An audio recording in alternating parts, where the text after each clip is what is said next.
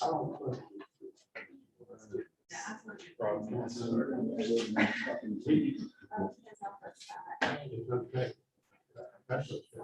I'll do it tomorrow, Thursday. Okay.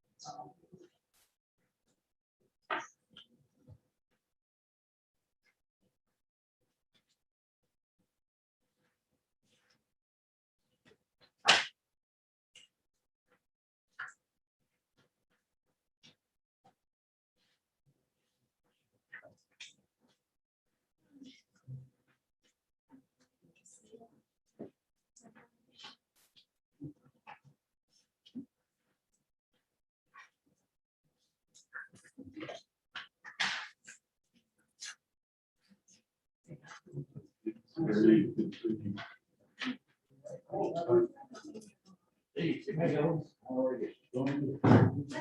Hey, how are you?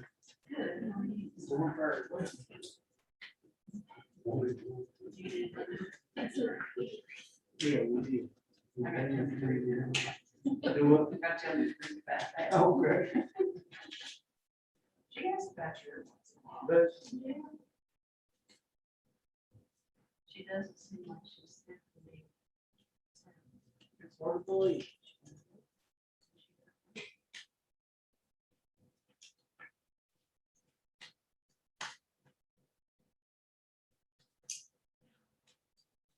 Talk to the house that went for sale, right next to where she owns that.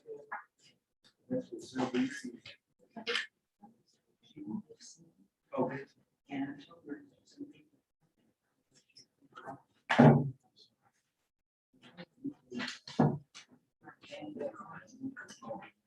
They can go all over.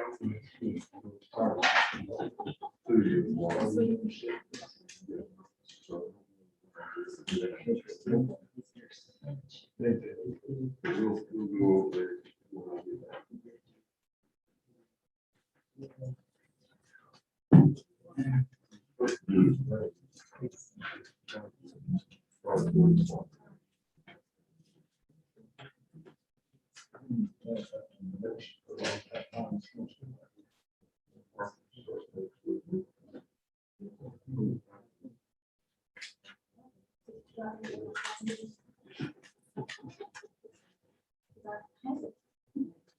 I'll see you sometime.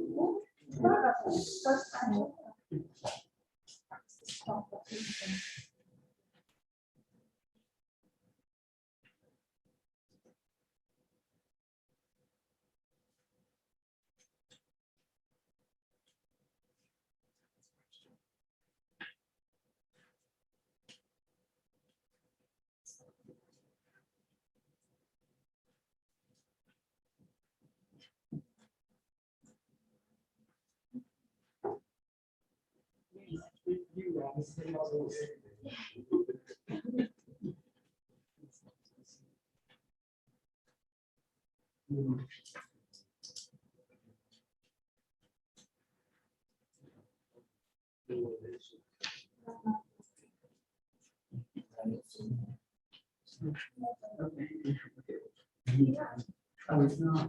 Oh, it's on Zoom. They'll be on Zoom shortly, I hope.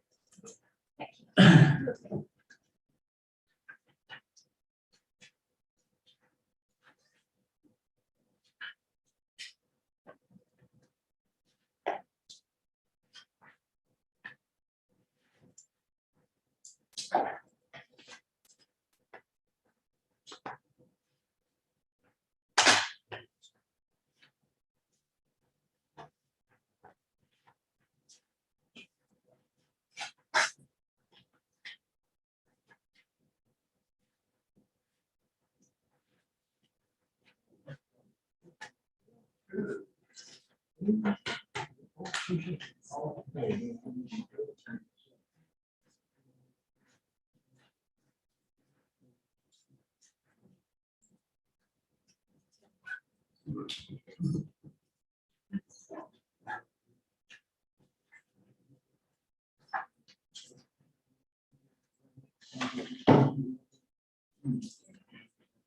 right, got Andrew on now, Mr. Mayor.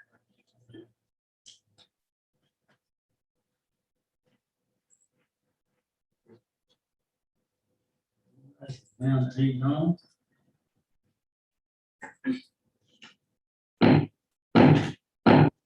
This time, if everybody please stand on the call.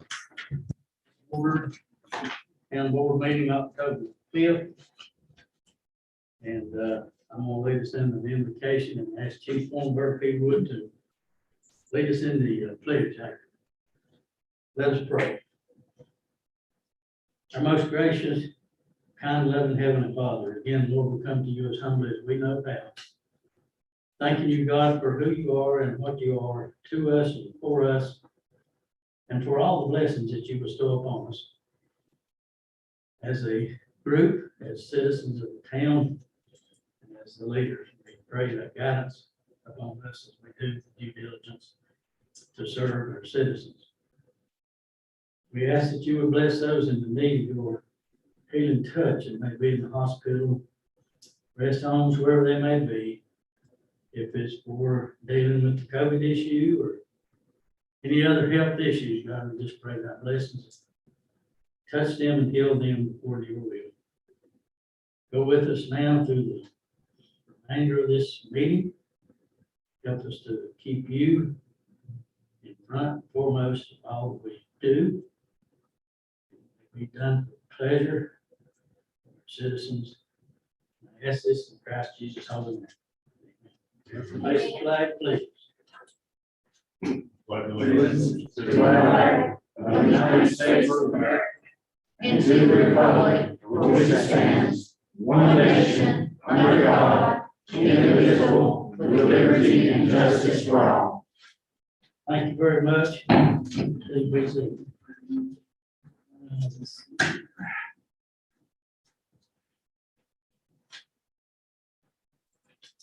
All right. Next item, item number 4, additions, relations to the agenda. Yes, sir, we do have one addition. I ask that you add item F to your agenda. Commissioner Dick, please take one to pass it down. This is to designate additional funds for our match for the FEMA grant that we talked about at our last meeting.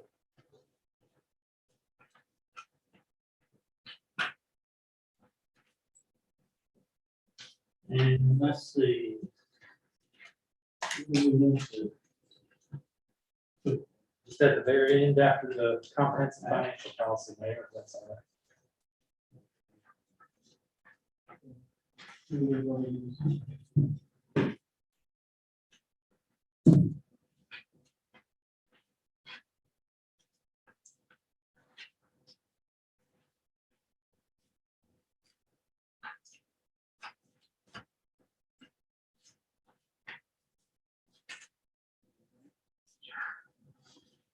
Andrew, we'll email you this before it comes up on the agenda.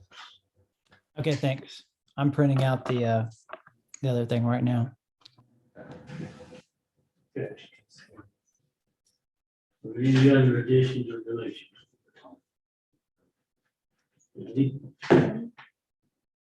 I need a motion to approve the agenda as stated. You have a motion, I'll second that. motion and a second. Is there any other questions or comments? Need to be submitted at this time. Being none, all those in favor, signify by saying aye. Aye. Opposed, like sign, none opposed, motion carries.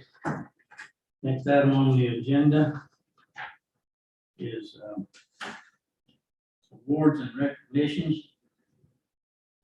This comes duty that it gives me pleasure to be able to do. And that's the swearing in of the chief of appointment. I'll be if you and your families come up, please. I'm gonna try to squeeze myself up.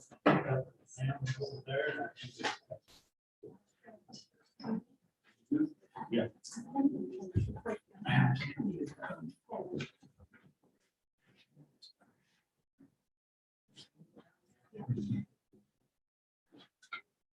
See, put him on hold back.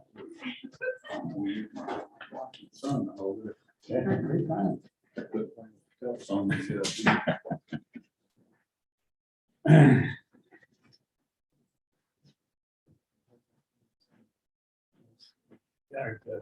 Come on. Good. Yes, sir. That'll be fine. All right. Left hand on the Bible, raise your right hand and repeat after me. I, Charles Robert Thornburg, I, Charles Robert Thornburg, do solemnly swear do solemnly swear that I will be alert and vigilant that I will be alert and vigilant to enforce the criminal laws to enforce the criminal laws of the state of North Carolina, of the state of North Carolina, that I will not be influenced and that I will not be influenced in any matter on account of personal bias in any matter on account of personal bias or prejudice, or prejudice, that I will support and maintain the Constitution that I will support and maintain the Constitution and the laws of the United States and the laws of the United States and the Constitution and laws of North Carolina, and the Constitution and laws of of North North Carolina, Carolina, not inconsistent therewith, not inconsistent therewith, and that I faithfully and impartially and that I faithfully and impartially discharge and execute the duties discharge and execute the duties of my office of my office as North Wilkesboro Police Chief, as North Wilkesboro Police Chief, according to the best of my skill, according to the best of my skill, abilities, abilities, judgment, judgment, so help me God. so help me God. I now therefore declare you duly sworn. Thank you.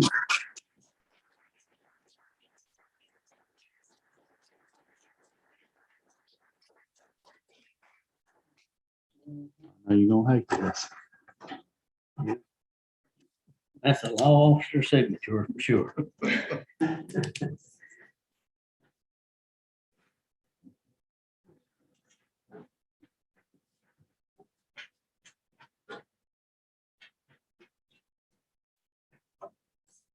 Baby, I think you need that, right?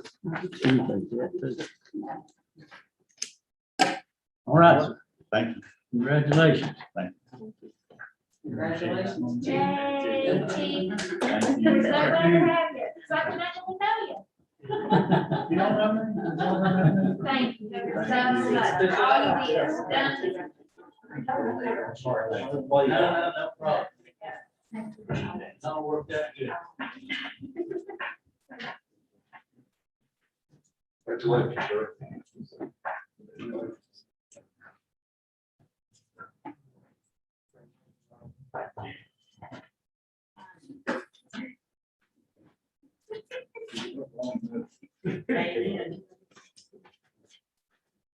Okay, next item on the agenda is public comments.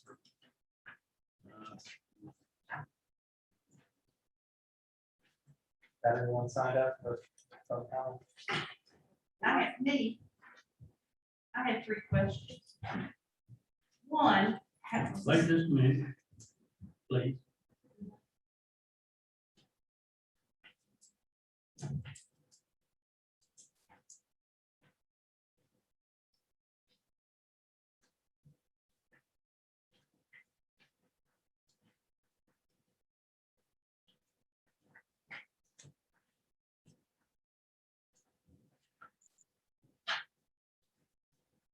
You just happen to be the one on this list, Martha, if you have to come on up. no, I don't want to come up. You don't. I just want to ask three quick questions, and I know you're not going to answer them.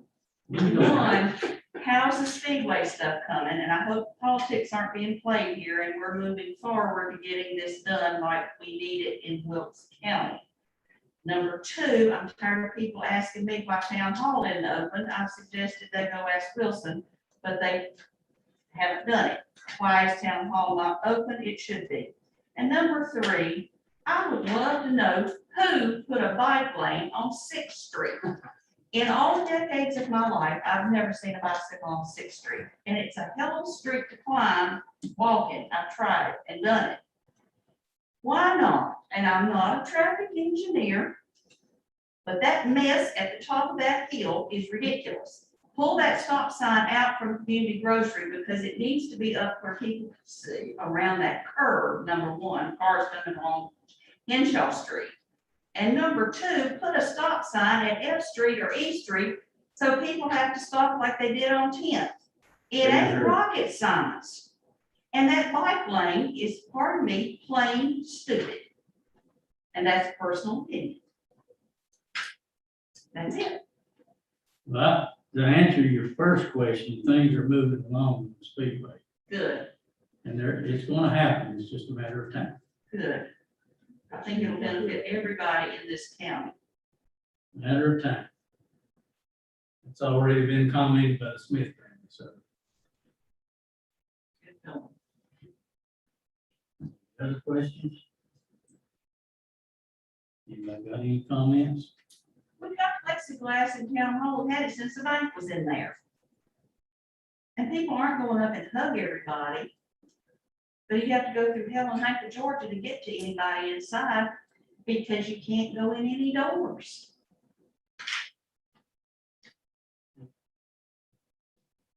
Okay, thank you for the comments. All right, There's no answer about the town hall, why it's locked, or when it's gonna be unlocked. Tomorrow, huh? I agree with you, Bert. Yeah. Good to see. Want me to answer? Yep. Well, I've decided to keep town hall closed because we're still a high transmission community. And we talk a lot about keeping our workforce safe, and one of the ways we do that is to prevent them from being exposed to the virus. And so until the transmission rates in this community decrease, which they're doing right now, hopefully they'll continue that way, I plan to keep town hall closed so that our employees don't become infected. There were 7 people in the hospital the other day with COVID. That came straight from the administrator's mouth. 7. When they had a high of 45 to 50. 7. any other comments?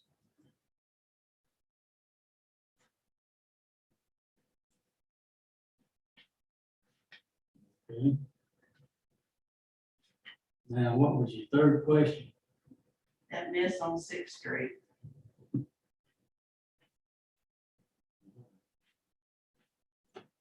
Okay. You want to address any of that, Wilson? Well, I'll address the third question in my manager report. Okay. All right. All righty, let's move right along. Approval of minutes.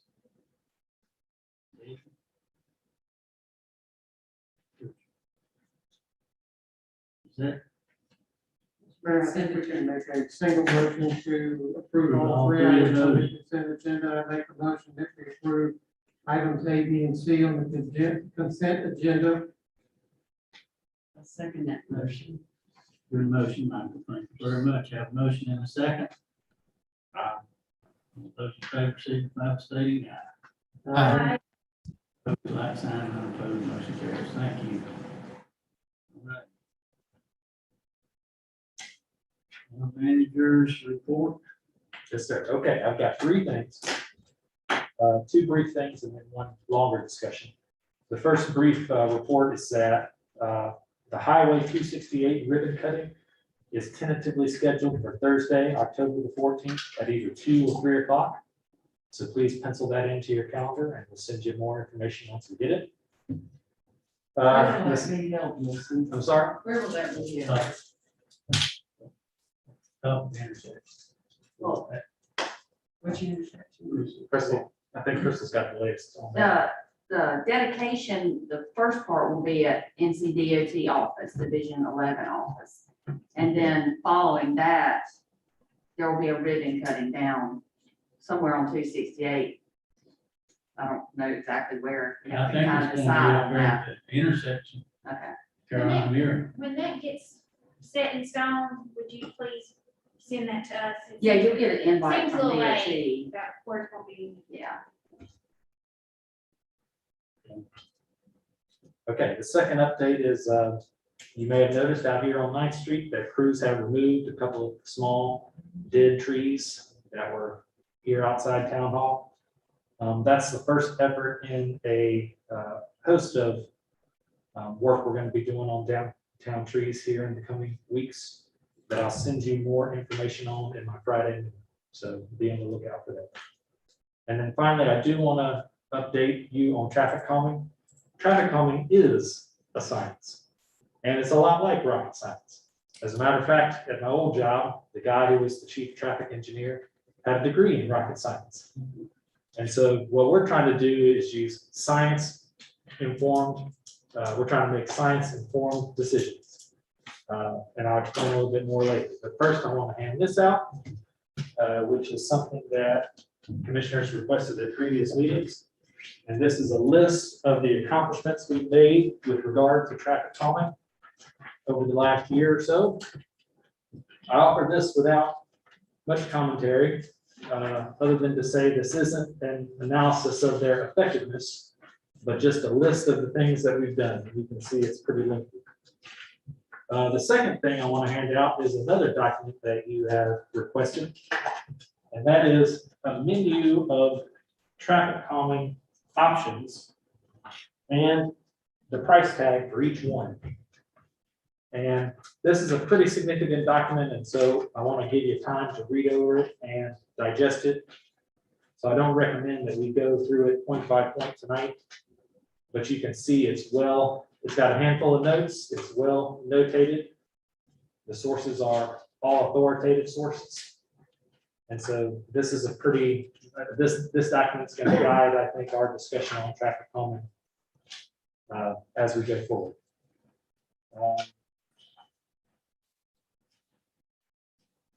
So please review this at your leisure.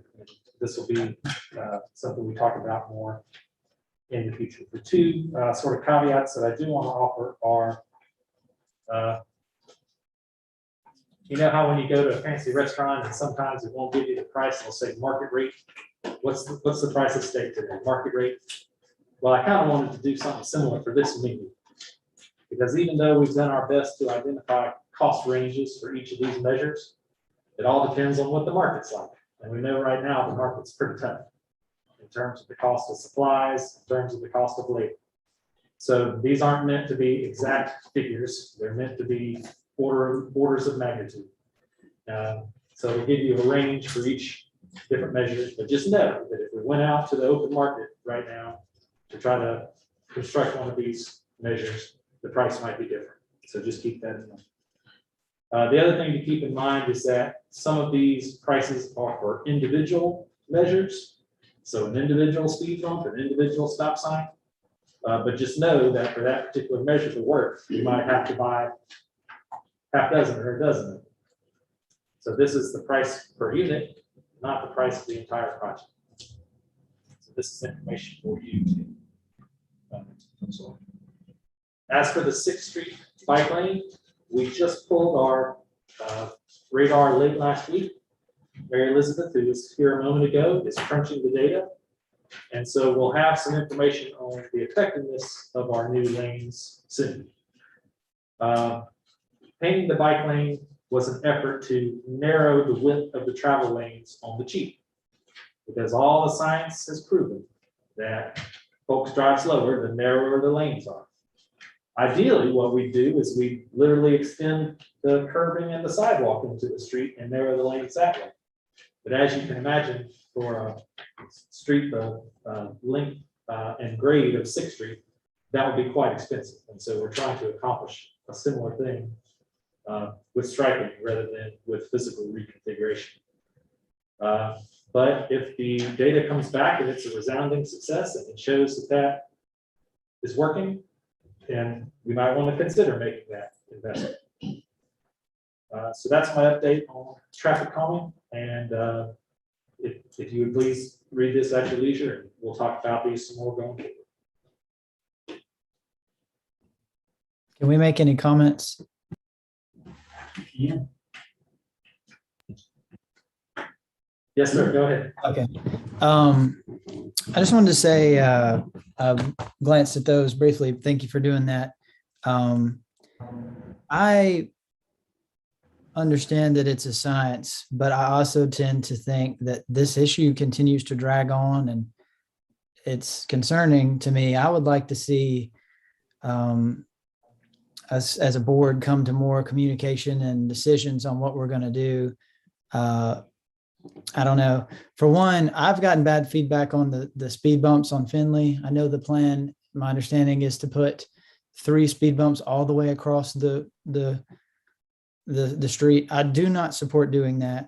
Just want to make that clear. I feel like that there's better things we can do than the speed bumps. I just feel like they're so uninviting to people. I just don't like the vibe that it gives our town. That's just my personal opinion. And also, I spent a few hours about 3 or 4 weeks ago sitting at different places on 6th Street, watching traffic and driving around these grid streets and taking notes. And you guys can, this is just me giving my opinion on my thoughts. I'm not a rocket scientist for streets. I don't claim to be.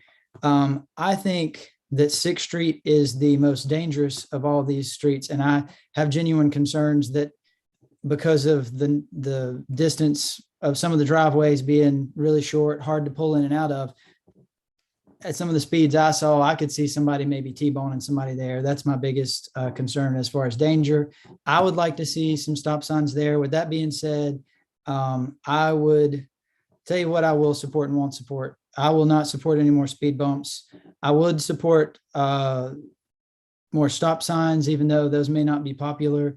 I do think we have a lot of people cutting through from 2nd Street off of 268, 18. And I feel like that a bypass might be the true answer for the volume of traffic. But for now and for speeding, if we had maybe some more, maybe a couple stop signs on Finley Avenue, Henshaw, 6th Street, and that road is it L Street and Mass Street that cuts over from Duke Energy on 2nd Street. I would like to consider something like that. But I just don't want to see this be an issue that just continues to drag on and we make a little change and another change. I'd like to see us try something, sit on it a year and see what happens. One other thing I didn't mention, if we're wanting to narrow the lanes on 6th Street, I got to be honest, the bike lane doesn't make total sense to me. I would have rather seen that turned into parking. There's a concern of a little bit of danger parking your car there, but it would totally narrow the street, give some parking for those residents. But that's kind of my thoughts on it. I would like to see us come to some conclusions a little sooner rather than later on that. Thanks for your time. Bert, you do know people blame you for those on Finley Avenue. They think you put them out in front of your house. Well, that helped a little bit. The idea. So the last thing I wanted to mention is that we've scheduled a public input session for November 16th. It's a Tuesday. And so we'll ask folks who want to weigh in on what kind of traffic calming they'd like to see coming forward to come to that session. So please pencil that into your calendar and spread the word to folks who might want to participate. I think it's Tuesday, November the 16th. I know it's a Tuesday. And we'll hear from folks there. Well, I'm with Andrew.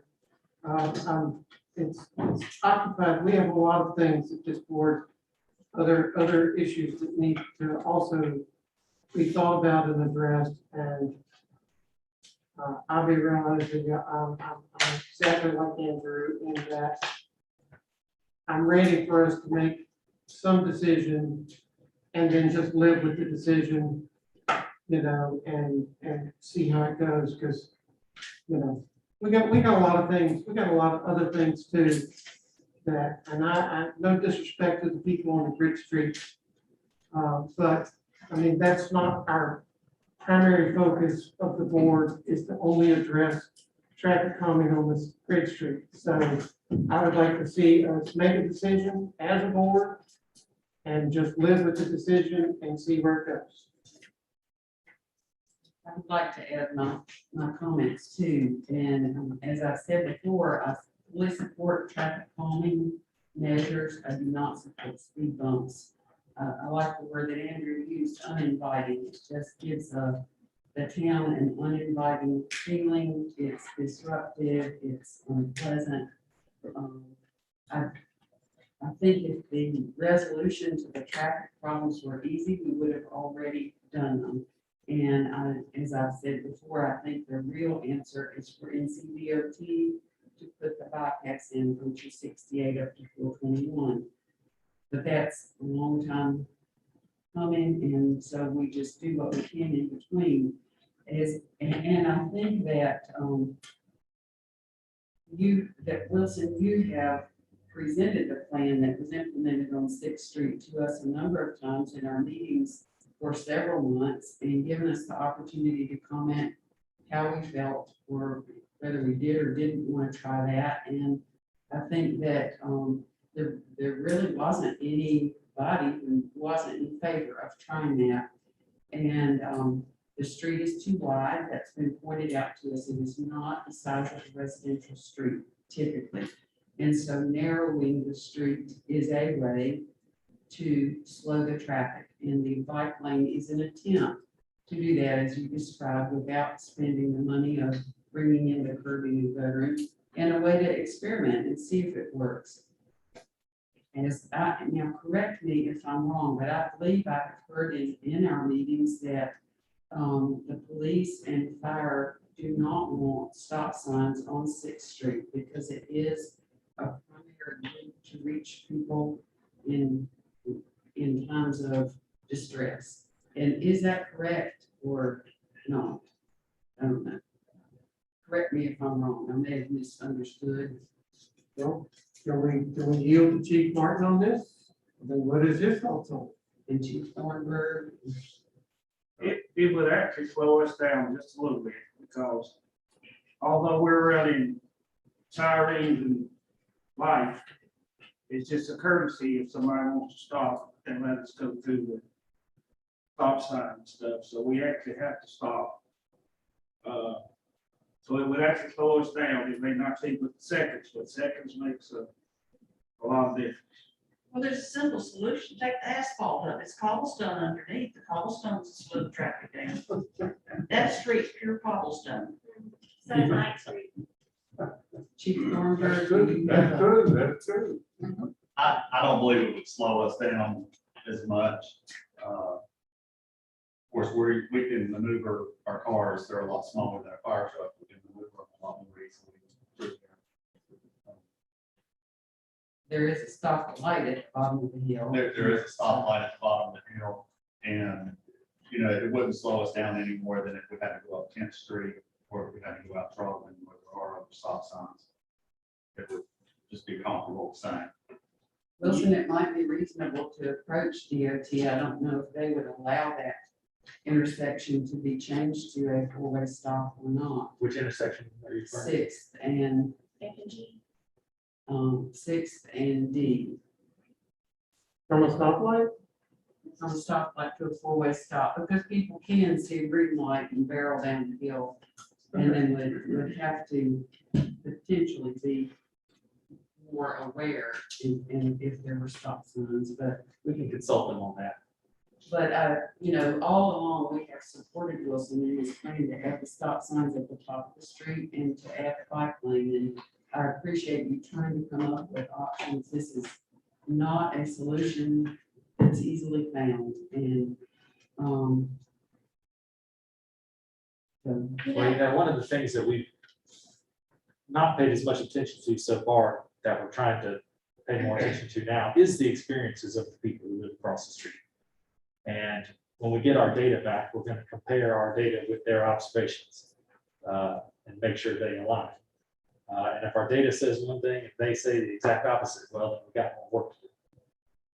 So we do want to make sure that voices are heard, stories are told, and that this isn't just a cold scientific thing. And we have people that, and it's not the same ones that, well, they're running lights and sirens, they just pull up in the middle of the street, we won't let it by, so we have to wait on it.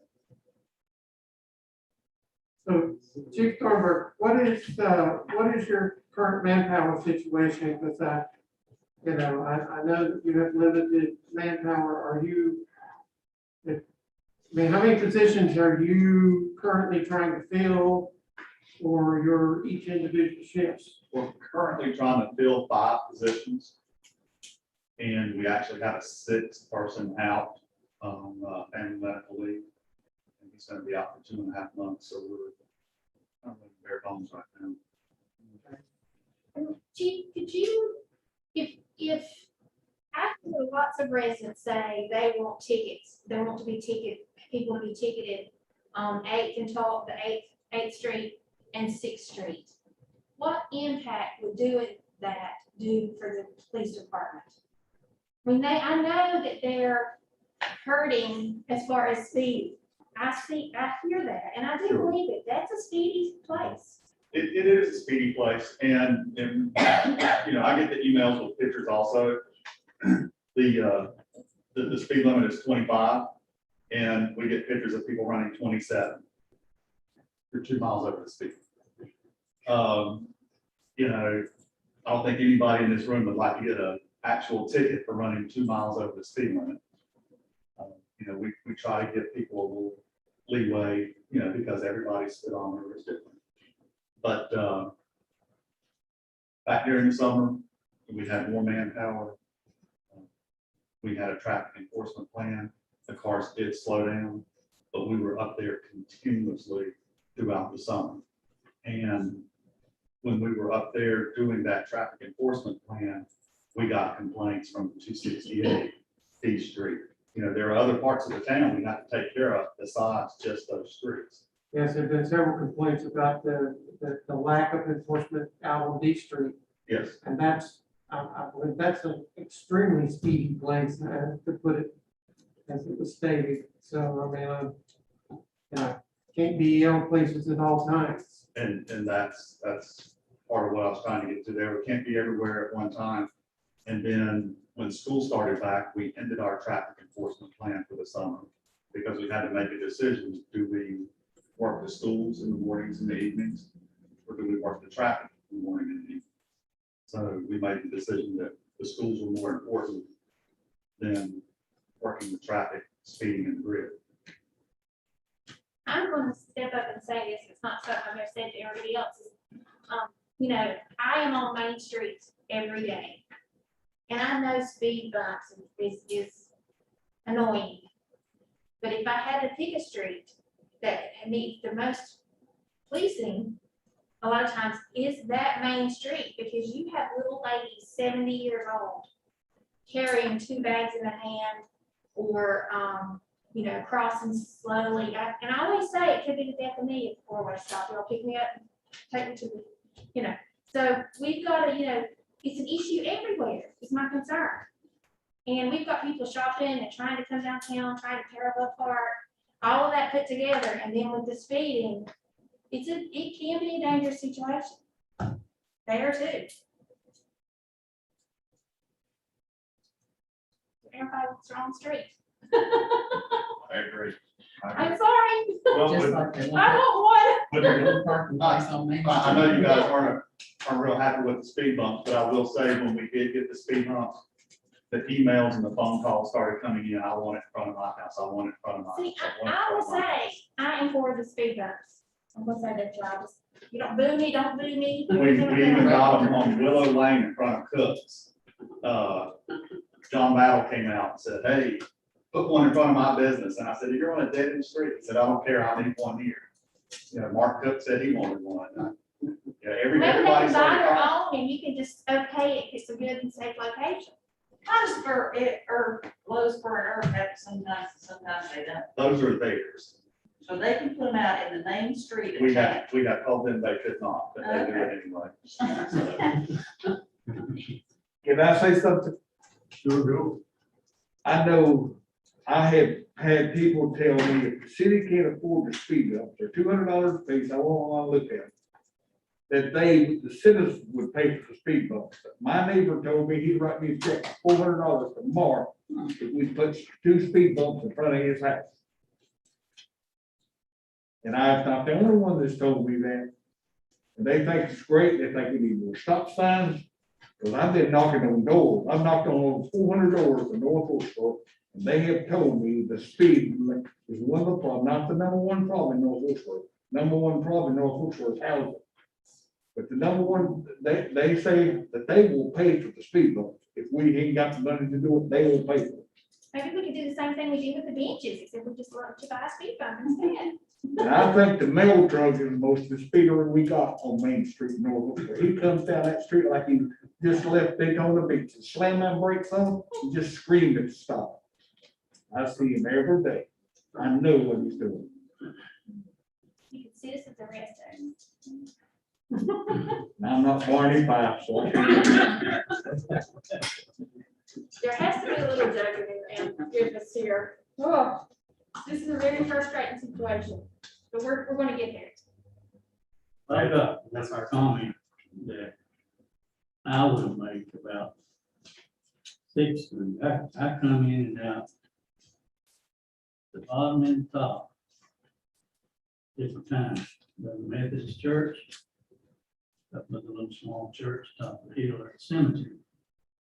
And since we've done this traffic calming and the narrowing the street and the bike lane. I'm not a bicyclist, but I've noticed that I can get out at even one of those places better than I could before we did that. That's just. And I do use both entrances coming out mornings, sometimes top field, sometimes bottom. So if we can do some further studying and trying to accommodate more, I'm all in favor of that, to do what we can and just do it for the good of the town, the good of the people.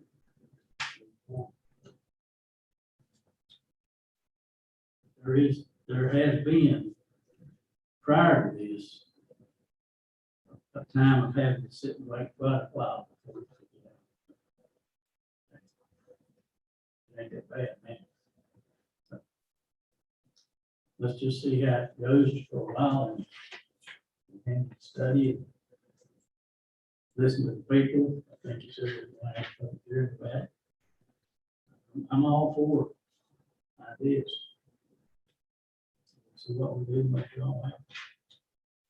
Thank you, board members, for all your comments. We're trying to make something happen positive. Whatever we do with the traffic plan, this is just my opinion. I'll let the other board members think about it. I would like to see whatever plan it is we're going to do and let the board approve it, because to be honest with you, it is super frustrating the amount of phone calls and emails I'm getting about this. And I just feel like there needs to be a clear, thought out thing when we do it, when we make changes. We all need to be aware of it and just everybody give it a thumbs up so we can say, okay, we approved that or we didn't. It's making the job pretty tough, to be honest with you, from my perspective. I don't know if the others would agree, or if they did agree, if they'd say that, but I want to help the people on those streets.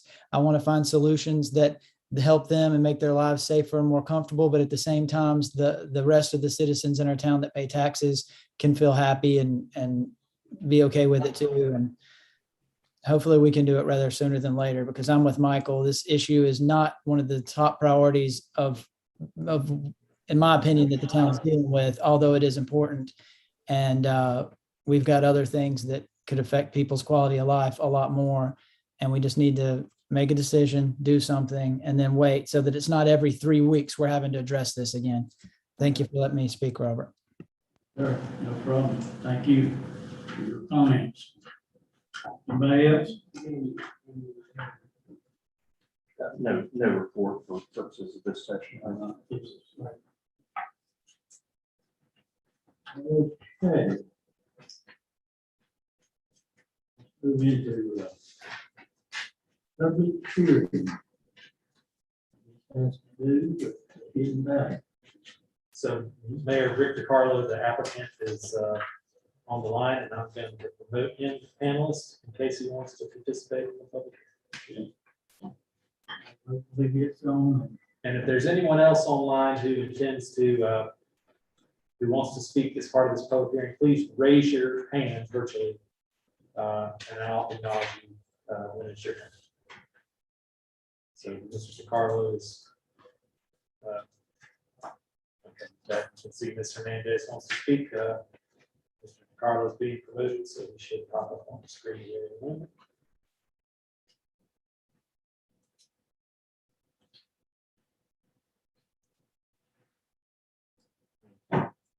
Here it is. Okay, Mayor, whenever you're ready. All righty.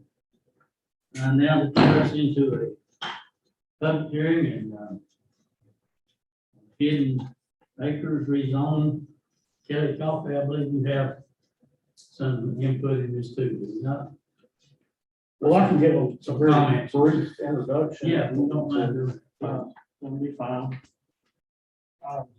What you have before you is a request to rezone 20.5 acres off Armory Road from a planned development conditional district to a rural residential district.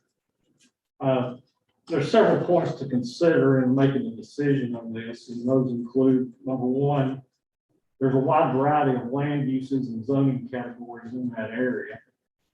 Number two, the existing land use is a mobile home park, and the proposed rezoning is the only zoning district that allows mobile homes. Number three, the bordering properties are not residential, and there is no rural residential zoning in the near vicinity.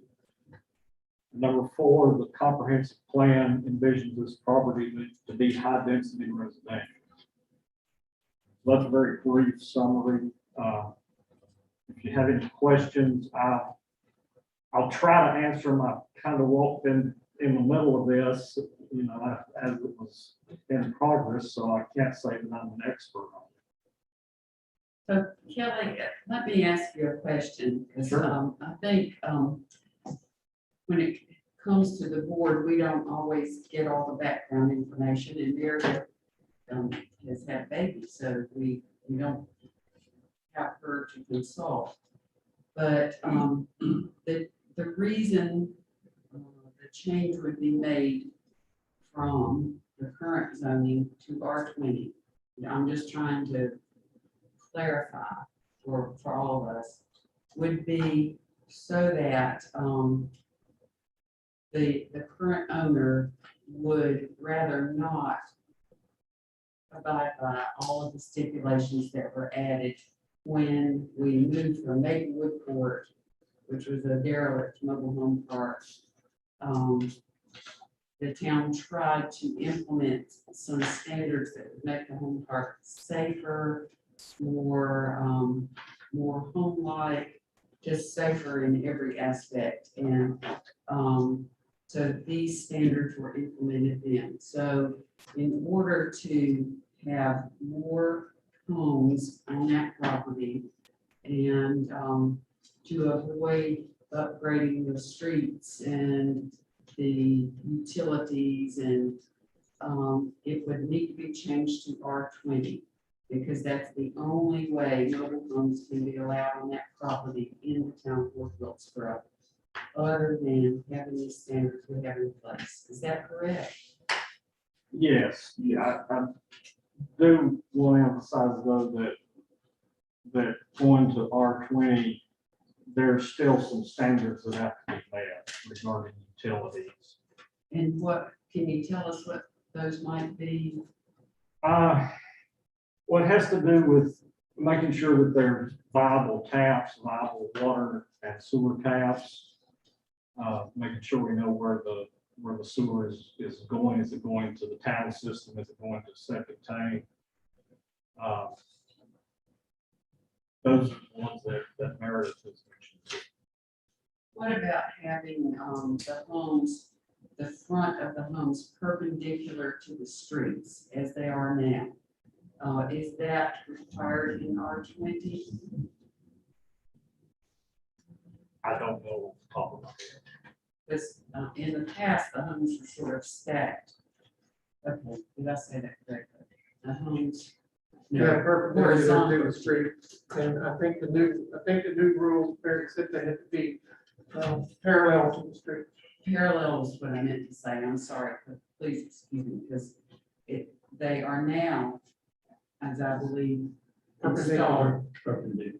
But some of them are parallel to the street, and that gives it a more home-like atmosphere than being stacked in vertically. That's what I was meaning to say. And you can't go back in there and add a whole bunch more homes. It has to be, help me here, Otis.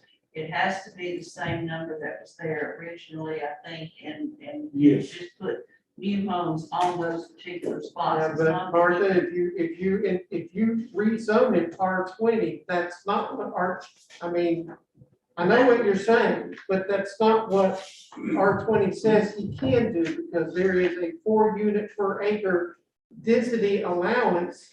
So even though the possibility of only wanting to put so many, if you zone it R20, the density can be greater so long as the criteria is met. Well, that's what we came through with the planning board. Now, what you're talking about, I don't know. I'm just saying what we came up with the planning board stuff.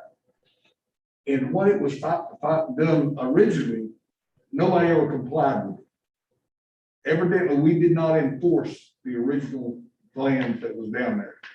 Because I can't find anywhere that we ever, the inspector didn't enforce it, nobody enforced it. They just let that place go and the guy did whatever he wanted to do. Nobody, I can't find no record where anybody enforced anything down there. Are you saying when it was Maplewood? When it was made, when it was originally done and y'all put all this stuff in place, they never complied with it. Well, there has been, it has been complied with since it was Maplewood Court. Because if you were ever there before, it was filled with trash, debris. I see heads nodding. It was. Well, there's a still, I've disgusting- been down there in the last few weeks, there's still trash and debris, and it looks like a dump right now. Well, I've been there, Otis, and it is not like it was before. When I was not even in North Wilshire, now. Well, it looks 100% better than it used to. Used to, Because I was yeah. down there That's about where a I month was. ago. I mean, it is a place where families are living, children are out playing. It is very clean compared to what it used to be. And they got a playground there in pretty good shape. And that wouldn't have happened before. It's just a different world. I see Dale's head. But that was the impression I got from Meredith and I done through paperwork, and that's what we felt like, that the original agreements was never, and he don't want to do them. That this is a new owner. He bought this new property. He don't want to go back and do all that other stuff. Well, we don't want to go back either. We don't want to go back to what it was like in Maplewood Court. It is not that today. And that's just, Mr. Mayor, we got Mr. DiCarlo and one other speaker waiting to speak. Shall we go? All right, Mr. DiCarlo, unmute yourself. The floor is yours.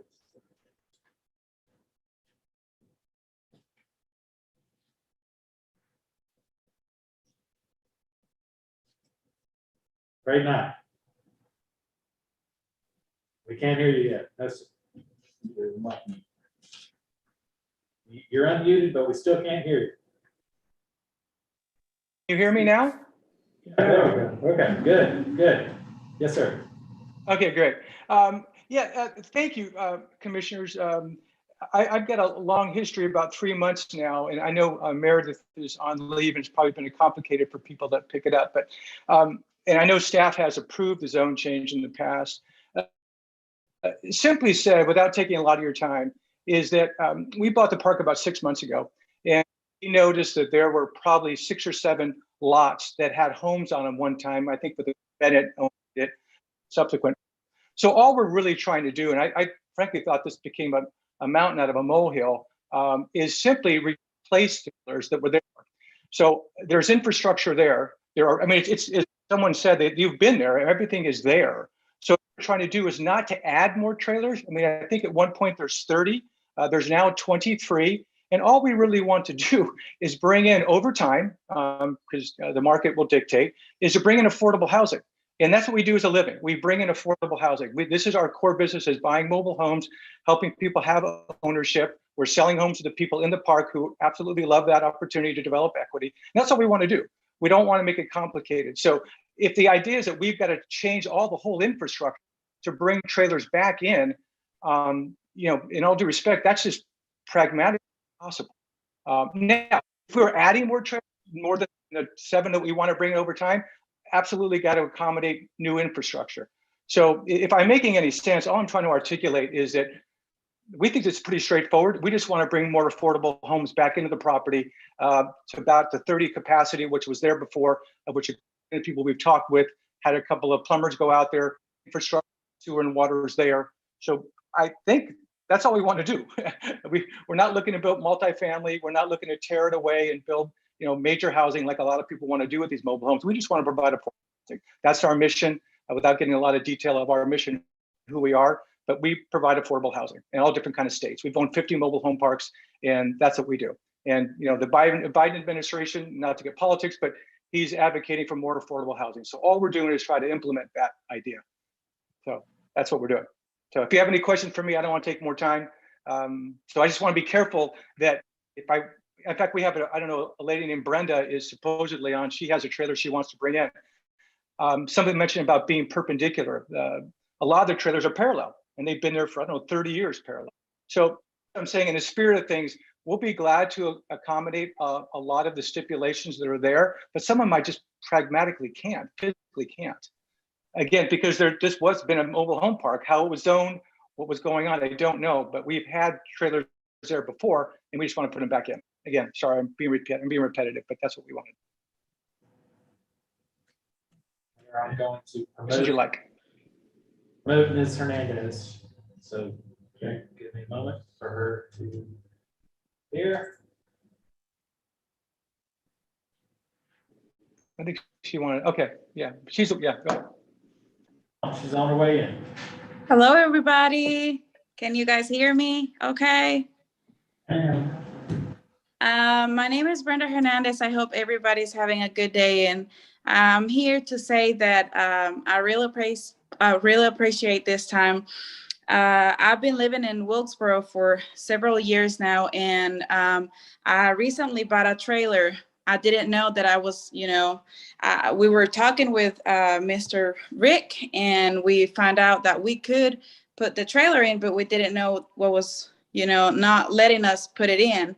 And I know there's a lot of more people that maybe do have more trailers, or they bought trailers and they would like to move it from where they are.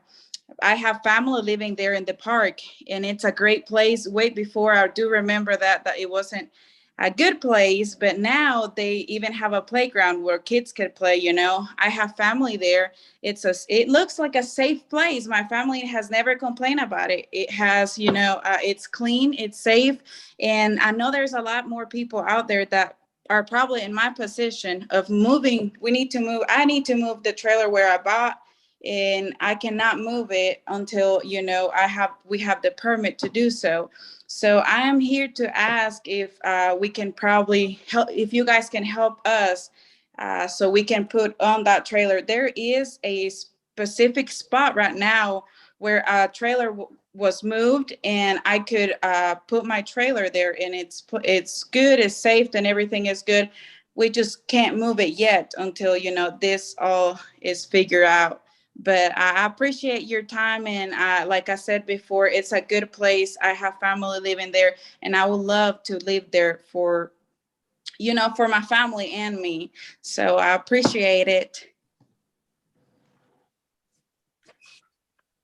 Thank you.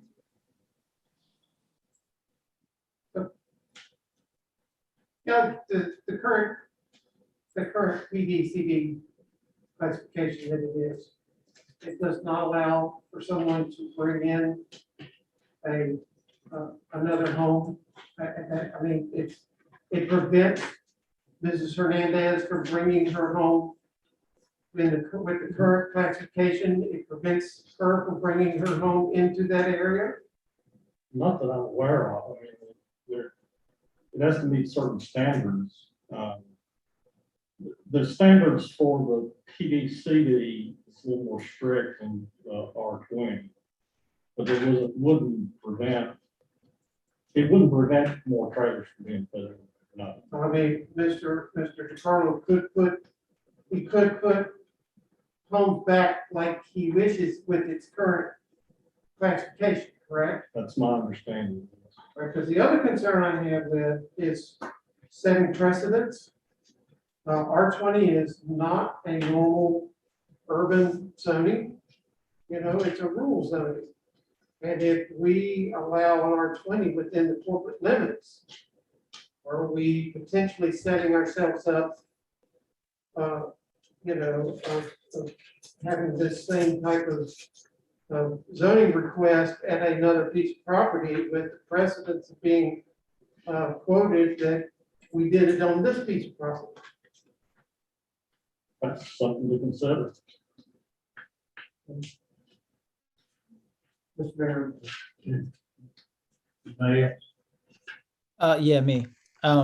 So Kelly, Mr. DiCarlo says he wants to bring back in 6 or 7 trailers that were there under the PDCD. I don't know if I said that right. He can do that? That's what you just said. Well, off the top of my head, exactly how many he could bring in. I mean, I can't tell you that right now. But the PDCD does allow mobile homes. Mr. DiCarlo, do you have any thoughts on that, sir? Andrew? Yes. I just want to make sure I'm correcting you, Mr. Palmer. Thank you. The answer to that is I had read through those conditions, and if I was interpreting right, there was an enormous amount of improvements that I would have to do to bring trailers back in. So here's where I think the challenge is, right? And this is not semantics, this is real practical, is we're just replacing trailers. I think the spirit of the old PUD was to do multifamily and mobile homes. And so because of the multifamily, the infrastructure had to change radically.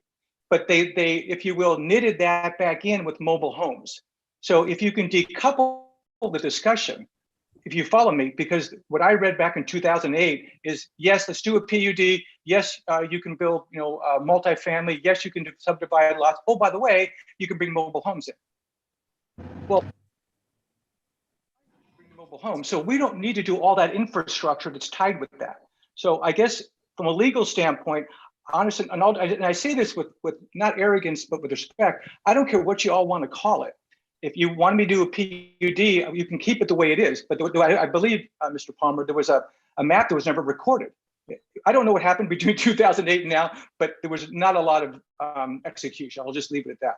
So to go through with where you are now, I think would require us to do a map, and we don't need to do a map because we're not building multifamily. We just want to put in 7 trailers back. So if I'm trying to answer your question, I don't think the PUD, in all due respect, is the way to go. That's currently, and I think now zoned for a PUD or something.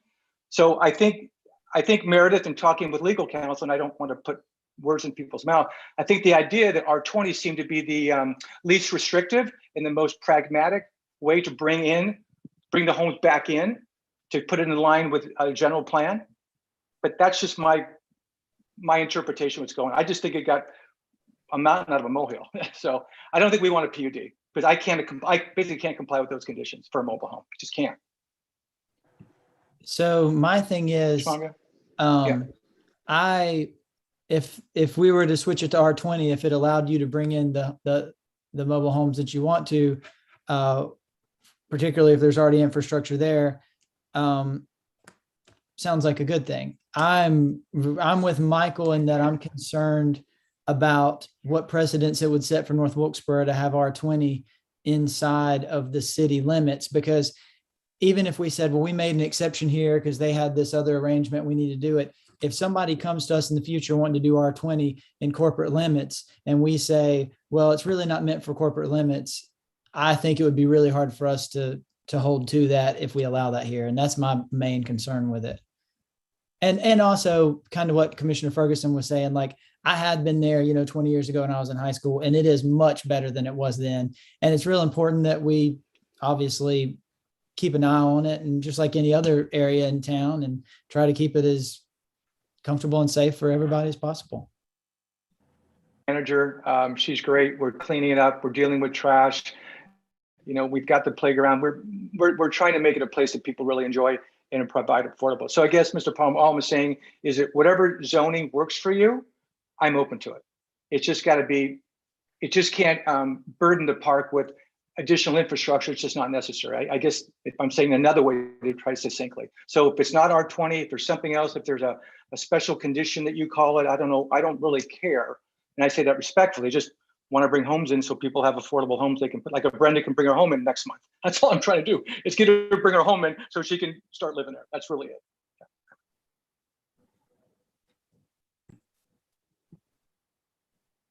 Wilson, do we need to take action on this tonight? If you're ready to take action, you can. If you want to table it and get more information, you can do that too.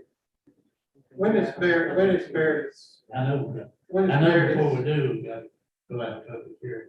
I just wanted to ask that question. Yeah, when is Barrett due back? She's scheduled to come back after Thanksgiving. Okay. May I say something? Sure. For the SDA, no matter which way y'all zone this property, it's only one fire hydrant on the property. And they require a fire hydrant every 1,000 feet from a residence. So that's something he's going to have to look at regardless. He's meant to instruction, but it's got to be at least one fire hydrant every 1,000 feet. And that needs to be done regardless Yes. of any, because that's human life at risk. Fire hydrant, I mean, there were 30 homes there before. Why do I have to? Like it's been said before, it's never been enforced. And me as fire chief, I'm gonna go by NFPA requirements. So we don't get the town in a lawsuit or something. If we can't get in there and fight, save lives. At some point, we have to stop grandfathering things that are not safe and done correctly. Homan, we have to put in fire hydrants? I'm sorry, is that correct? For an NFPA, you will have to. We'll have to come in and do a fire inspection. And before you can move any trailer or double wide anything, we'll have to approve it. Chief, how many fire hydrants would be required? There's one now, so how many would be required? We'll have to go in there and do some measurements, but I'm saying 4 to 5 possible. 4 to 5. Yeah. So, Mayor, excuse me, so I'll sort of lay out what the choice is here. So the current zoning, the PDCD zoning, is essentially a tailor-made zoning agreement for the park as it stands. And it defines things like setbacks and which codes and so forth apply. And it was very specific and restrictive according to the owner. Rezoning it to R20 will make the zoning less restrictive and not have as many requirements, but it'll still have some. So the park will still be subject to the requirements of Article 11 supplemental standards for certain uses, specifically manufactured home parks of the North Wilkesboro zoning ordinance, and its sites being compliant with building codes and fire codes. So there are fewer restrictions that they have to follow, but there are still some. I've got a question, Wilson. Why is Mr. DiCarlo just now being made aware at the 11th hour that he's going to have to put fire hydrants in there? Shouldn't that have been disclosed to him way before now? It was. Did you say it was? I mean, this reference to building codes and fire codes was included in Meredith's letter to him back in. There's no date on here. Well, I'm looking at the standard conditions 11.7.7, and I don't see anything. I see something about, things, homes being perpendicular, I'm sorry, a bunch of stuff, 6 gallons per minute for water, 4-inch sewer lines, but nothing about fire hydrants that I see on the 11.7, which is a supplemental manufactured home park that I received from Meredith saying these are the conditions for bringing in homes. And again, I'm still going back to the fact that I'm replacing it. I'm not adding. I'm not burdening more of the infrastructure. The infrastructure is already there. And I think what I'm hearing is I'm now going to be burdened with having to put fire hydrants in that I didn't even, I didn't, that I didn't know I ever had to do. Because again, we thought we were buying the park based on, 23 homes, and with adding, we could add 7 and bring in some additional affordable housing. And then I talked to Meredith and the whole thing just went crazy. Rezoning this and changing this and adding this, like, I'm just want to put homes back. So again, I trying to clarify here that, we're talking apples and oranges. I'm not adding anything. And if the other, I guess what you're saying is if the other person didn't do his job, your city or the other owner didn't put the fire hydrants, now it's becoming my burden that I have to do that. Seems unfair. Sorry. And I've been doing this for a long time. That just seems unreasonable. I'm just stating that for the record. In the letter that Meredith wrote to you, Mr. DiCarlo, and I don't have the date, but it is a letter that she wrote to you. Second page, halfway down, there is a clause that states that the property owner is to extend the 6-inch water line through the park with fire protection, including 2 new fire hydrants. Town Code 16 subdivisions require fire hydrants shall be required for all major subdivisions and shall be placed no more than 1,000 feet apart. All hydrants shall be approved by the Town of North Wilkesboro Fire Department, i.e. our chief, and installed by the developer. Additionally, the North Carolina Fire Code 2018, Appendix C, fire hydrant locations and distributions shall be incorporated to ensure compliance. See attached. So it is in the letter that Meredith wrote to you. I do not have the date, but it was forwarded to you. Emailed her back saying, yeah, I emailed her back again at the expense of being repetitive for the 15th time. I emailed her back saying, this is an existing park. Why am I being saddled with infrastructure stuff that's not applicable? I'm back. I'm not adding anything. I'm not putting a multifamily. I'm not building homes. I'm just replacing 7 trailers that were there 30 years ago and there now and putting them back. That's all we're doing. That's why there seems to be incongruency. And I'm being saddled with stuff that, and I wrote, and that's all in an email, by the way. So, and I'm not dismissing the fact I didn't get that letter, but I do remember responding to her by email. So I want to make it very clear. I may have gotten that letter. I probably do have it in my file. But I do remember an email. So in fact, I think I emailed the city manager and everyone saying, I don't understand. I'll be glad to work with you. I mean, listen, the white elephant is these are additional costs that we didn't anticipate. We're making a mountain out of a molehill. I'm not trying to reinvent something. I am just trying to get the park back to where it was with good quality tenants on 7 lots that where there were homes. Ms. Parsons, I might need Danny to help me out with this one, but I think that the bullet you referenced was one of the conditions of the previous zoning that would be superseded by the new zoning. And so I think the relevant clause are the clauses in 11.7-7, the manufactured home park, which I don't have in front of me, but I think has a reference to fire codes and building codes and other relevant codes in it. But what I was going to suggest to the board is that we perhaps postpone the vote until we get some clarity on the requirements of 11.7 and what that is going to require, Mr. DiCarlo. That sounds like a great. So are we out of the? No, that starts out. That's all questions. And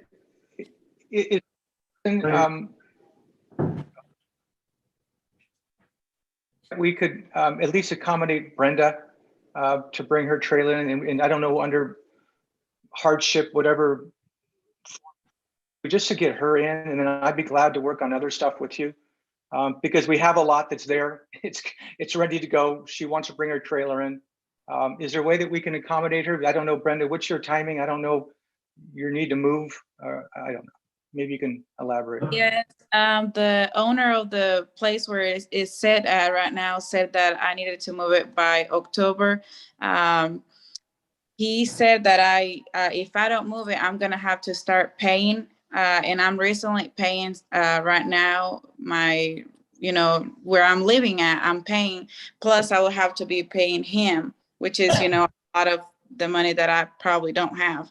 And I've been looking also around other places where I can put it, like in other parks, and they have full trailers. They don't have another spot for me.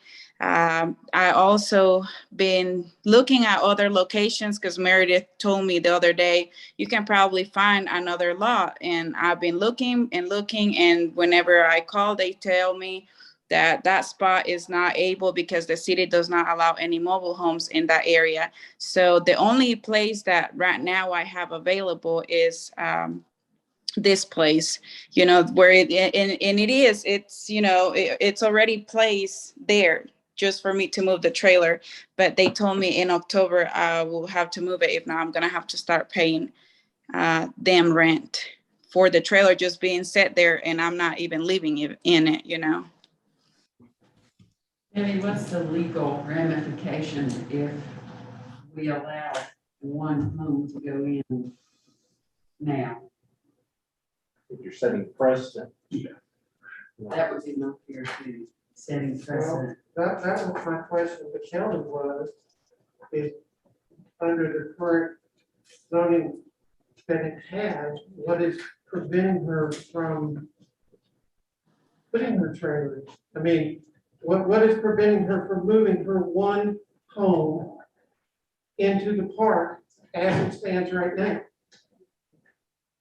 I mean, I'm very much in trying to work with Mrs. Hernandez and get her in, but so why can't she move it in under the current zone? I think one issue is, and again, this is not anything to do with Mr. DeCarlo, with prior property owner, but the prior property owner didn't comply with the zoning requirements that were set in place years ago.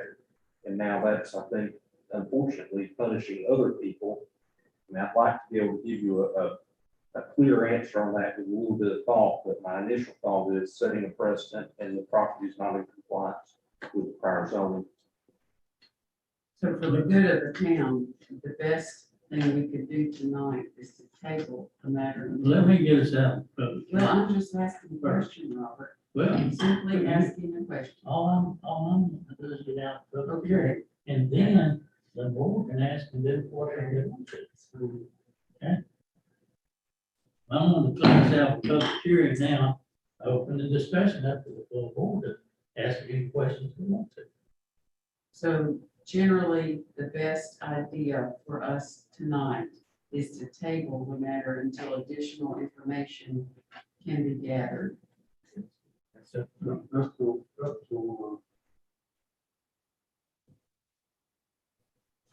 Additional information would be helpful.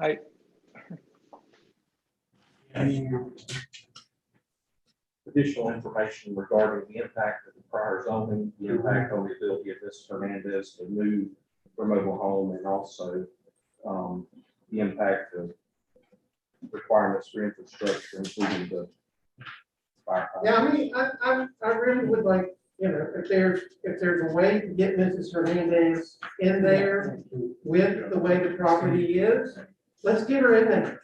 I mean, I'm all for this. She needs a place to put her house and her family. And, so if we can do it, but again, I go back to, a couple of the things of, hey, Mr. Carlo feels like he's being punished because of fire hazards. But, unfortunately, rules are rules, and that's, what was the rule 30 years ago is not the rule today. And so, but if there's some way that we can get Mrs. Hernandez into her spot, I'm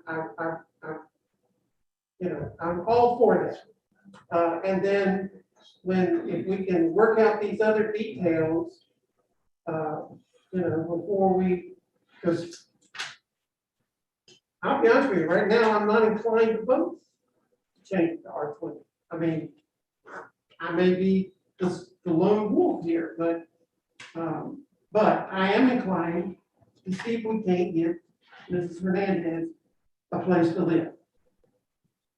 I would like to say that I am open to seeing it investigated to her coming in, but also the other trailers too, if it can go under the current zoning. But I'm going to go ahead and tell you that I do not support changing it to R20, being that we don't have that in corporate limits yet. I don't think that's a wise thing to do, and I will not be supporting that. And whether we vote on it tonight or later, that's going to be my stance on that. Mayor, I feel the same way. I do not believe R20 is in, changing to R20 is in the best interest of North Wilkesboro. I think perhaps adjusting, as we did before, to try to allow these homes to be where they've been for 50 years or more, finding a way to work together to make that a safe place for people to live. I'm all for that, but not doing it by bringing R20 into North Wilkesboro. Kelly, the PBCD, those rules and regulations that were instituted on that property based on that PUD, or is it PUD or, PDCD. So the town of North Wilkesboro actually created those rules and regulations That's for my, that zoning district. that's my understanding. Yes. So could we not just as easily through some adjustments to some text amendments to that particular zoning classification, work with Mr. DiCarlo to be a little bit more accommodating without rezoning it to the R20? Maybe maybe, I don't, I mean, can we amend the text a bit in the PD, CD? Yeah, so Danny, a temporary ordinance amendment to temporarily permit Ms. Hernandez to move in until we get the larger matter settled. Well, I give that some thought, but I think that's a possible option. Okay. Well, the question is, Mrs. Hernandez has a time crunch. Sure. And the time crunch may not be something that she could wait until October the 26th, which is our next meeting, correct? To deal with, because it sounds to me like she has a degree of urgency. Is this something that if you find that it is doable, that we could empower you to issue the temporary ruling so that she could go ahead and get her process moving and not have to wait until the end of October? Yes, I think that would be a good suggestion. All right, so, Mr. Mayor, I can leave it up for discussion, but what I'd like to do is make a motion tonight. We table the R20 zoning request until such time as more information is available. And then I would like to amend that we give the town attorney the ability to issue a temporary adjustment to the amendment, to the zoning, the PDCD zoning that would allow Mrs. Hernandez, if possible, to get her home moved in. I've got one question before you move forward. I want to make sure we don't put Ms. Hernandez in a situation where we temporarily move her in and then something comes up where it doesn't work, so she'd have to move out. That would be terrible. What are y'all's thoughts on that?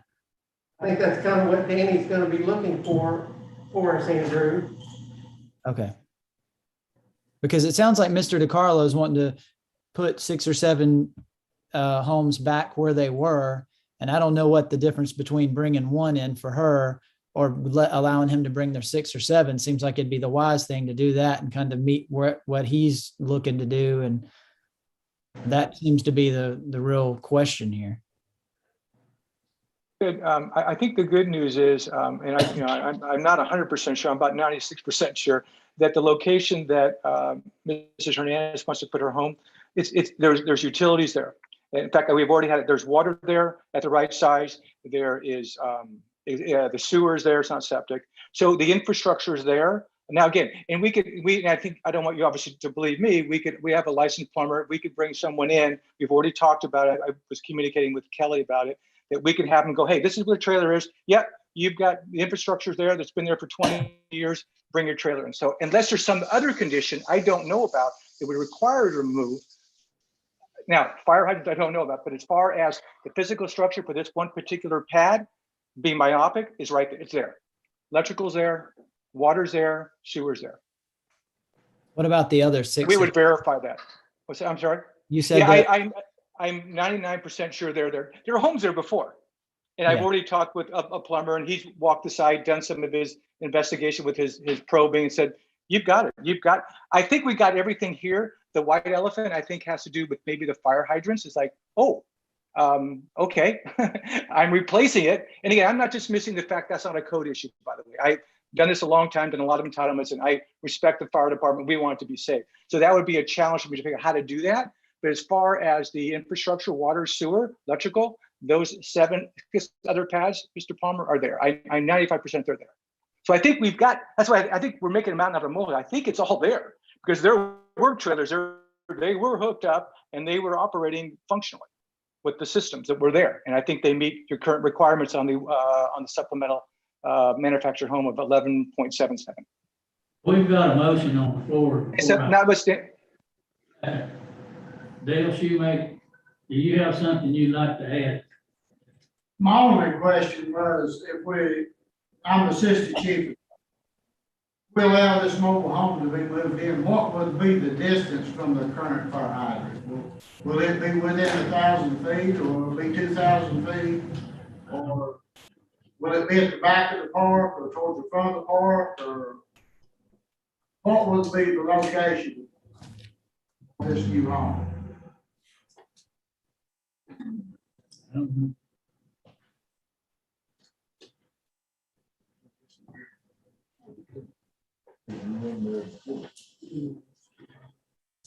Did you hear the Dale Shoemaker's comment, Mr. Carlo? Did you hear Dale Shoemaker's comments? it's a bit muffled. I apologize. I have not. He was asking where the location of Ms. Hernandez's home is in relation to the existing fire hydrant.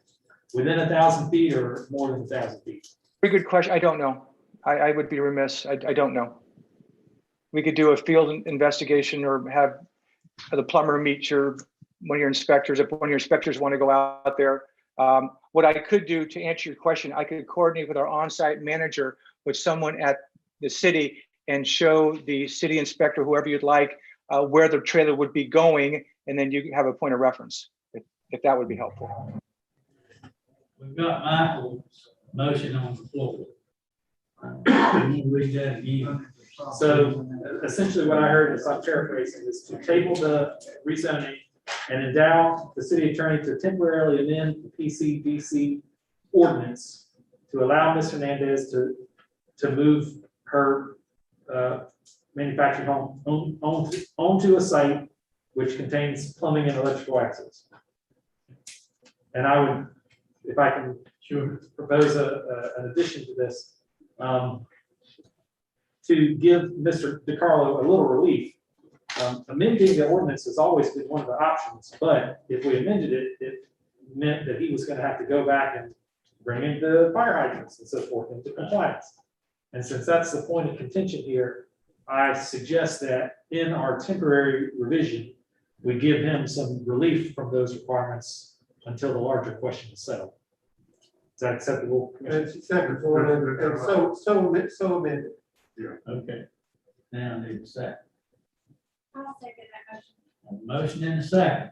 Are there any other questions or comments about it? I have questions. So when we say that this is a temporary, I forget the term, but the temporary side of it, Danny, what does that mean that it's temporary? Basically, I think you're looking at making an exception to the existing PDC requirement. Can we make that exception? I guess my thing is I want to be very fair to Ms. Hernandez. on both sides of it. If she needs to move somewhere now soon, to be fair to it, also to be fair to her, to kind of protect her from, does temporary mean that it could be something where she could temporarily put her home there and would have to move it? Because when it comes to moving homes, there's not much about that that seems very temporary to me. And I think that the issue for me is gonna be either an up or down. I agree, moving a home in and then moving it out is, not anything that anyone would want. Yeah. And also, I just want to say, like, I'm sympathetic to Mr. DiCarlo wanting to move things in. And it looks like there's additional measures that are going to have to be taken if anything changes, like the fire hydrants and things, which the fire hydrants are very necessary. I do sympathize with them, but at the same time, you'd imagine when you bought the property that you would have looked into this stuff. I would like to see more housing in our town. We need it. The temporary thing, I don't know if that really makes sense to me, but I'll rest my case. Andrew, I do think the temporary thing is I think if Danny finds that the temporary is acceptable, then it's a doable thing. It's not like temporary doesn't mean that she's gonna have to undo what we do, or that would, it's either, yes, she'll be able to do it and stay, or no, she can't. Okay, and with that being said, if Mr. DiCarlo is saying he wants to fill those 6 or 7 spaces where there's infrastructure there, can this also look into just that? Would that settle the issue for you, Mr. DiCarlo, if it could be looked into? The short answer is yes. And I think, again, in efforts with, and by the way, this is not new with Brenda. She bought the trailer, I think, 2 months ago. So not like this is, by the way, she's been working with me. And as you can tell, she's trying to find other places. Thank goodness she wants to be with us.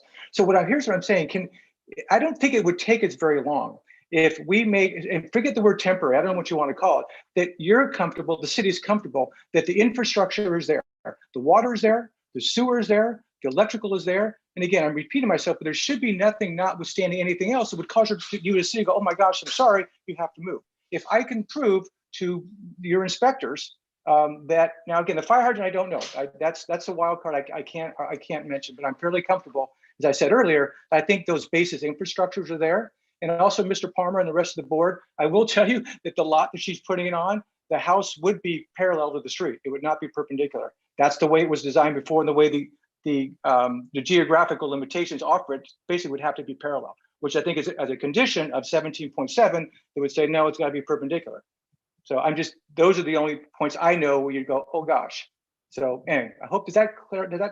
If we make it subject to, we could probably get this accomplished within a few days as far as the infrastructure. I mean, I can get the plumber, have my site manager meet one of your inspectors, show where it's going to go. The plumber say, yeah, we've got 6-inch water. Yes, we've got enough volume. Yes, we have a sewer system. Yes, it's operable. There's a lateral here. Here's the electrical line here. So I think it wouldn't be temporary. But I'd like to ask about the temporary move. Will she be within 1,000 feet of the fire hydrant? Because what if she is allowed to move in and Mr. DiCarlo decides he is not going to do additional fire hydrants? So to me, it would be critical for her home to be within 1,000 feet of the fire hydrant. Does that seem reasonable? Yeah, I think that's part of Danny's, I think that's part of Danny's,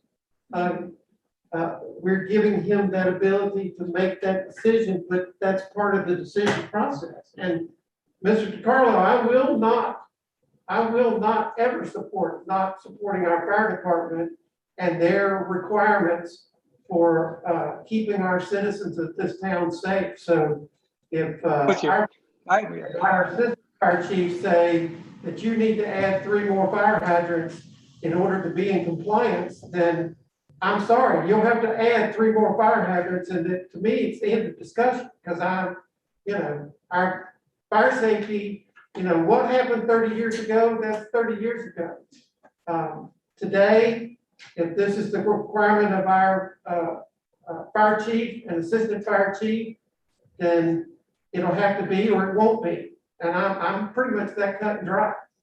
We have actually run. I agree with you. My son's a fireman, so I have no problem with that. So I think one of the first things we should do is, again, I'm trying to get a point across, is tell me who we need to meet with. We can go out there and maybe it only needs one fire hydrant just to get Brenda in. Then if I want to bring other trailers in, maybe it's a phased process. I'm willing to work with you. I understand that. I'm just saying I was just frustrated. I didn't know that was a condition. So leave it be. But I agree with you. I want it to be safe. My son's a fireman. I get it. You're absolutely 100% right. So maybe the first thing to do is show someone to come out there, show where the trailer's going to go, take a measurement where the existing fire hydrant is, say you're fine. No, you need to add one. We can add one for that specific location. Then I can deal on a phased basis. Future homes that go in where fires have to be versus having to put in 4 in when I don't need 4. Is that fair? You can actually call the station. I'm not always there, but somebody be willing to meet with you out there and show you where pretty much the fire hydrant should be. Mr. DiCarlo, we'll connect you with the appropriate person at the fire department if you didn't hear that. I know who's speaking, but thank you. Sure. Okay. Okay, got a motion, second. All those in favor, signify by stating aye. Opposed, like sign, none opposed, motion carries. Thank you very much. Thank you for your patience, Mr. DiCarlo. Thank you all, and I guess I'll be in touch with Kelly. Yes, sir. Okay. Man.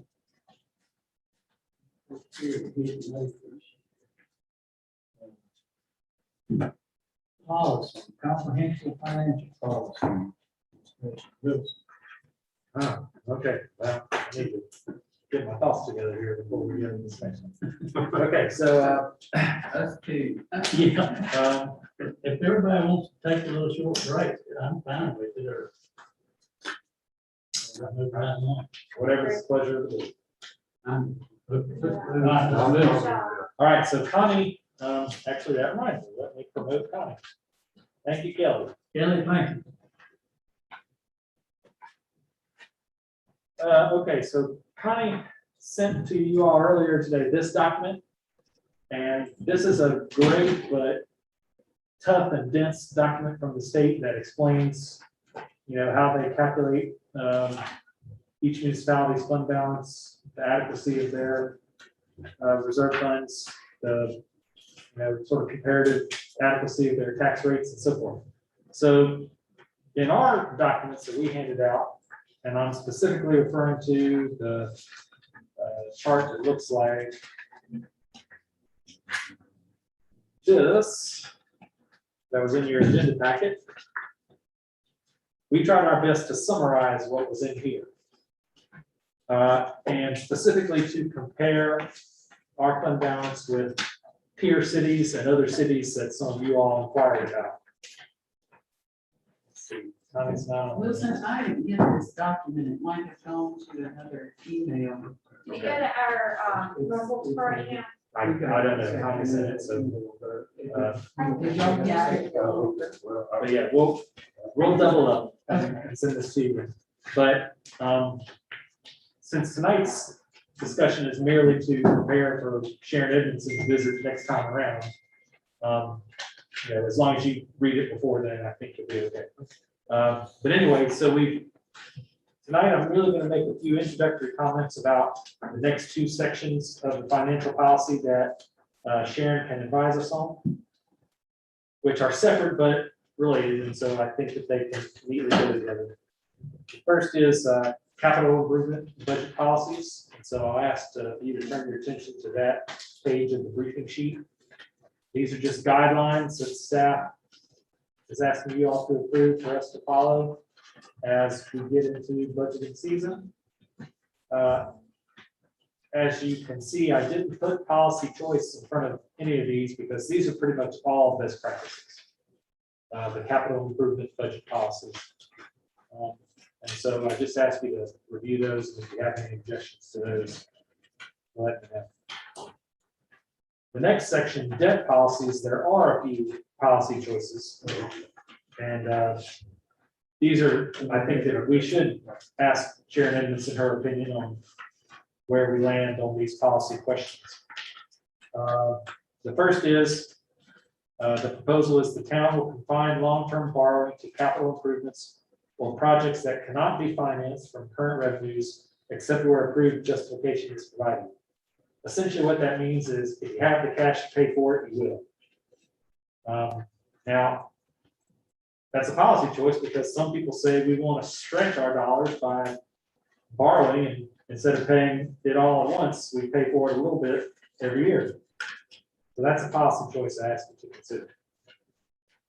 The second policy choice, number 3, each fund will target a minimum amount of equity funded to blank percentage of the fund's capital improvement program. That essentially means we're setting a policy that will never borrow the total cost of something. We're going to pay cash for part of it, but how much cash do we want to pay? And then, of course, the last policy choice I'll ask you to think about is general fund net debt as a percentage of estimated market value of taxable property shall not exceed blank. So I've described this to you before. And if you read through this document, you'll see that our total tax base for the town of North Wilkesboro is about $450 million. State statute says we can only borrow up to 8% of that. So if someone do some quick math, 8% of 450 million is 30-something million. We're legally entitled to borrow up to 30-something million, but that's probably not a great idea because we have to pay the principal and interest payments every year, and principal and interest payments on $30 million would be a lot. And so we should probably voluntarily set that cap lower than 8%. And so the question for you all is, what percentage would you be comfortable with? All right, let's shift into fund balance. So this document again has a good description of what fund balance is that we summarized in our homemade briefing document. And so if we go to the bottom of this page, which was the page after we just referred to, we'll get into the big policy questions here. The first one that's been on the top of everyone's mind since we started this conversation is what percentage of our general fund, our fund balance should be no more than X percentage of our general fund. And other towns' levels are what we shared here on this table. The next policy choice is the town shall not use fund balance to balance the annual operating budget except under extraordinary circumstances with the direction of the Board of Commissioners. If necessary for operating purposes, fund balance will be appropriated during the fiscal year as needed. I think that's the best practice, and I'd recommend that we put that one into place, but not all towns do. Some towns give their managers and their finance directors the ability to use their fund balance as a source of extra revenue when they're putting the budget together. All right, third policy choice, the Board of Commissioners shall from time to time utilize unassigned fund balance below the X percentage threshold for the purposes of a declared fiscal emergency, financial opportunity to enhance the well-being of the town, or other such global purpose as to protect the long-term financial security of the town of North Wilkesboro. In such circumstances, after the unassigned fund balance has been used, the Board of Commissioners will adopt a plan as part of the following year's budget process to restore the unassigned fund balance to the policy level within X months. And the typical timeframe I've seen is 36 months. If restoration cannot be accomplished within such a time period without severe hardship to the town, then the board will establish a different but appropriate time period. So let me give you an example of what this means. Say the say the police station collapses tomorrow, and we have no choice but to dip into our savings to build a new one. Clearly, our fund balance will dip below that cap that we set. If that were to happen, this would require us to put our budgets together in a way that rebuilds that savings account within 36 months. So it doesn't say we can never use fund balance. It just outlines the type of significant expenses in which we use it. And then it commits us to restoring it within a 3-year period. Okay, and then the final policy choice is the opposite.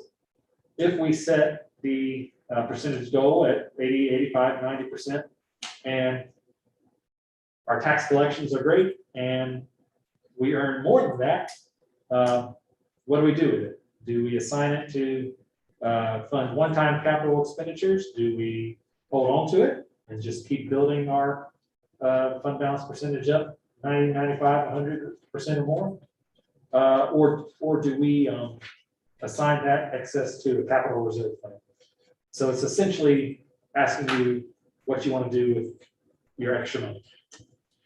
So those are the 4 policy choices that I'm asking you to think about with regard to fund balance. The last thing I'll mention to you before you read this document is previously when we talked about setting fund balance, we talked about how the local government commission officially compared your fund balance to towns of similar size. Well, they're shifting away from that practice to a practice of comparing your fund balance to towns of similar budgets. Because what they've discovered is that a town might have a very small, say a beach town, for example, might have a very small population, but a huge budget, because all the homes are millions of dollars and they get tons and tons of sales tax and so forth. And so they're not really comparable to you under the old scheme.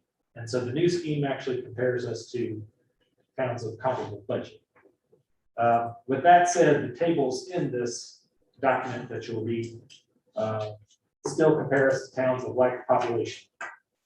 So that new method of comparison isn't in here yet, but that's how they're going to do it going forward. And then finally, the last comment I'll make before I turn it over to your comments is what you'll discover is that our current fund balance, which is in the 72% range, is right smack in the middle. This document lists all the towns in our population range for the entire state.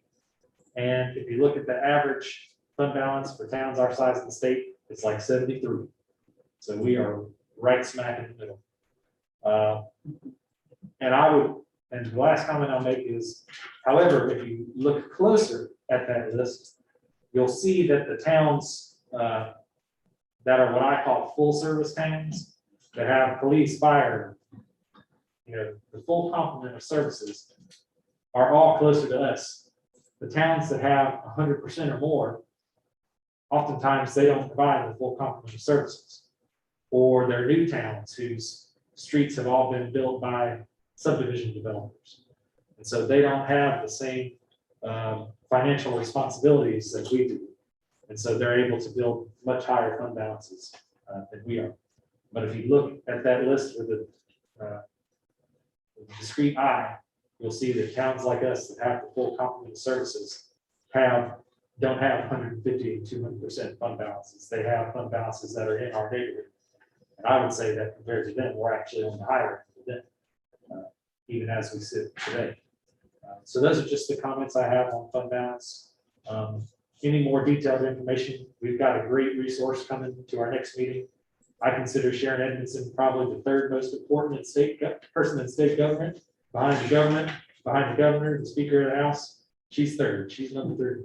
So she's a great resource, and I'm very happy that we'll have her here, and she'll be able to answer more questions than I ever could on this topic. The document on the computer, I can send to the commission. Okay, yes. Mary Elizabeth will send that to you. Here short. And she will also record our questions for Sharon next time.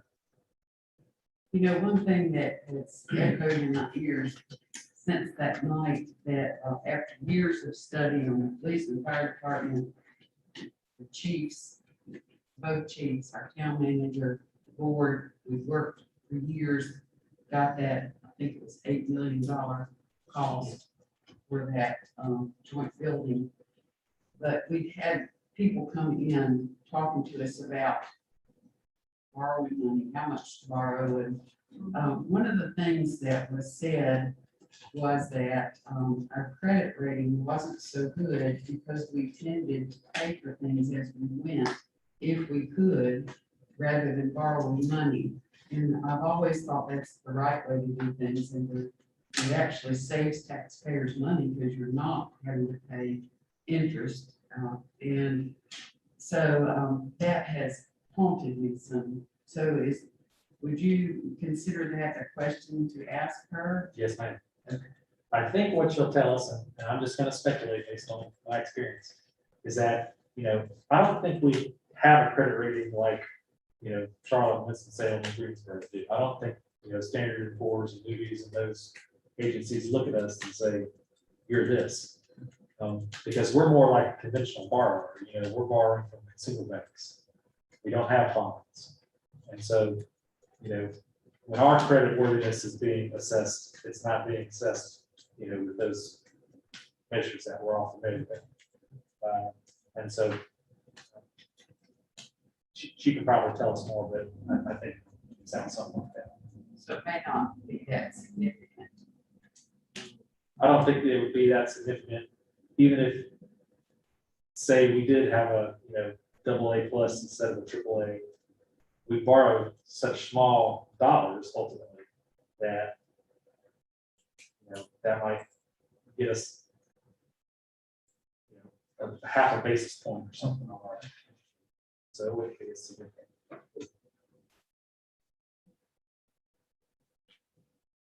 But yes, ma'am, I think we should ask her.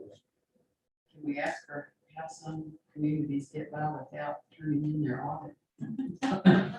You may ask her. She'll probably have a diplomat.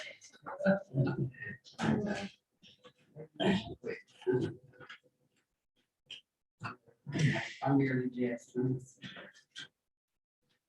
You should be proud of the work we've done at this board. We're not worried about audits. We're in, to me, one of the best places we've been in years. We Well, took great care to save our money in recent years. and Wilson, thank you. You have a part in that too, saving money. Very strong part. Well, we need a motion to go in closed session. Oh, wait a minute, we got item F. Okay, All right, so- sorry about that. So, Got a note right here for it, Michael. Thank you. excuse me, one more thing for the board. So if you do have any, we've got a record of the ones you've mentioned here, but if you've got any more questions that you want to ask Sharon, if you could please send those to me and Connie, say a week before the meeting, just so we can give them to her so she'll be prepared. Wilson, Yes, sir. I would like more info to help us decide on the debt level thing. I feel like that's not as clear cut as the fund balance, if she's got any information. And also, I just want to say one thing for the record. I've had several people over the since I've been in office say, well, North Wilkesboro has a lot of debt. Well, as I've looked into it, we don't have a lot of debt. So if you're listening out there, we don't. I mean, and, Thank you, Andrew. that's a good comment. And then I also say that, debt's not always a bad thing. I mean, everyone who owns a home has debt. Yeah. But I don't think anyone would begrudge someone borrowing to pay for their house. And it's the same with investments that a town makes. If you didn't borrow, you'd never be able to afford to do anything. I think the perception is with some people is that we have a lot of debt for some reason. And I don't have no idea why they think that, but that is a false perception. All right. Okay, well, so here's a good example.